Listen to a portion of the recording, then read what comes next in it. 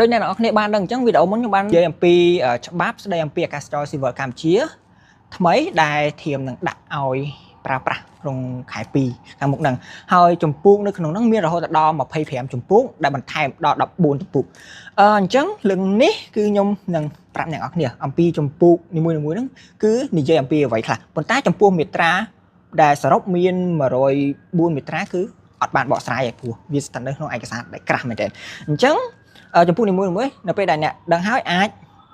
បែងចែកឬក៏យល់ឲ្យថាមិនបានវាជាផ្នែកដែលសំខាន់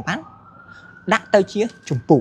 អូខេខ្ញុំសូមអានហើយព្រោះខ្ញុំក៏អត់ចាំដែរអញ្ចឹងចម្ពោះទី1គឺតាក់ទងទៅនឹងបទបញ្ញត្តិទូទៅចម្ពោះទី1ស្ដីពីបទបញ្ញត្តិទូទៅចម្ពោះទី2សមត្ថកិច្ចគ្រប់គ្រងចម្ពោះទី3គោលការណ៍ចម្ពោះទី4បទបញ្ញត្តិបច្ចេកទេសអាកាសចរស៊ីវិលចម្ពោះទី5កម្មវិធីផែនការសុវត្ថិភាពនិងសន្តិសុខអាកាសចរស៊ីវិលចម្ពោះទី6ការលើកលែងចម្ពោះទី7អាកាសយាន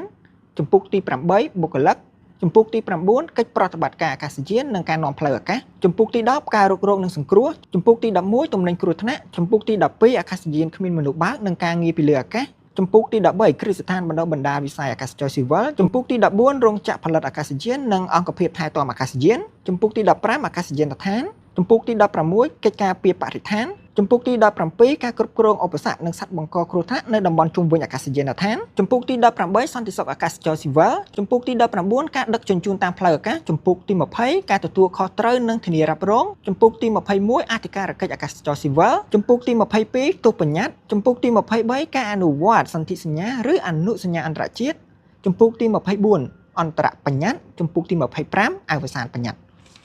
វ៉ាវច្រើនមែនតើជួបខ្ញុំនៅវីដេអូក្រោយពី Sky Talk